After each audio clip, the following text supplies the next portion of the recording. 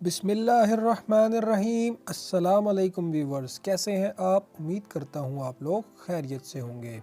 गर्मी के तवील मौसम से घबराए हुए लोग बड़ी खुश दिली के साथ मौसम सरमा की आमद का इस्तकबाल करते हैं।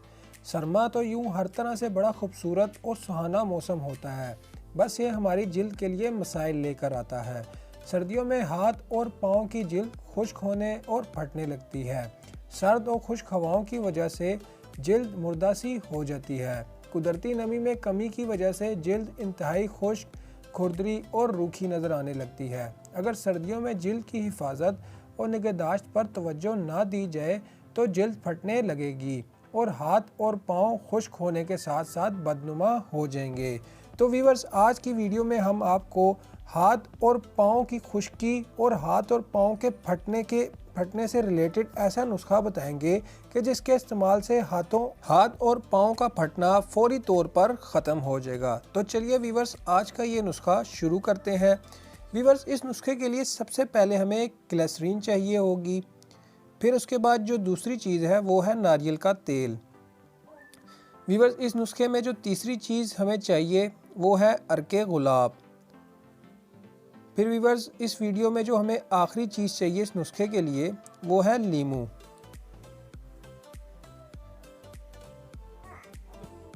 व्यूअर्स, सबसे पहले हमने ग्लिसरीन इसमें तकरीबन 1 से 1.5 चम्मच के बराबर एक बाउल में डाल लेनी है, जैसा कि वीडियो में आपको दिखाया जा रहा है।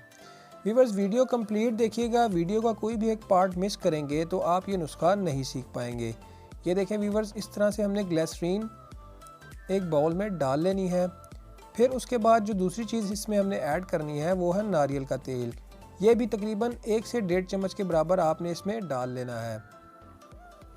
व्यूअर्स, इसके बाद तकरीबन 1 से 1.5 चम्मच के बराबर हमने इसमें अर्के गुलाब भी शामिल कर लेना है, जैसा कि वीडियो में आपको दिखाया जा रहा है। और व्यूअर्स, आखिर में हमने आधा लीमू का टुकड़ा उसमें से लीमू का रस निकालकर इस महलूल में मिला देना है। व्यूअर्स, वीडियो कंप्लीट देखिएगा। वीडियो का कोई भी एक पार्ट आपने मिस नहीं करना।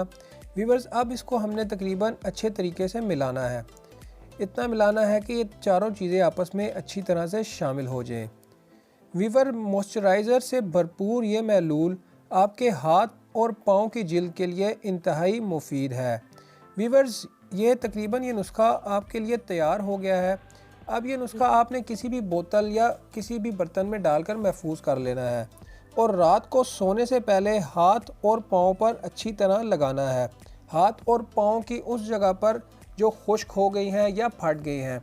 व्यूअर्स, इस नुस्खे के इस्तेमाल से न सिर्फ हाथ और पाँव की खुश्की दूर हो जाएगी बल्कि हाथ और पाँव का फटना हमेशा के लिए ख़त्म हो जाएगा। व्यूअर्स, जिल्द हमारे जिस्म का सबसे अहम हिस्सा है। क्योंकि ये हर वक्त असरात से मुतासिर होती है, इसलिए नाजुक भी होती है। जिल्द हमारे बदन को बैरूनी जरासीमों के हमलों से महफूज रखती है।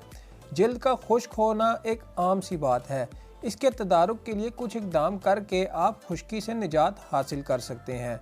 यूँ तो खुश्की का असर पूरे जिस्म पर होता है, मगर हाथ और पाँव खुले रहने की वजह से ज़्यादा मुतासिर होते हैं।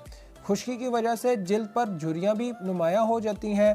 ख़ास तौर पर हाथ और पाँव की जिल्द खुश्क हो जाती है और फटने लगती है।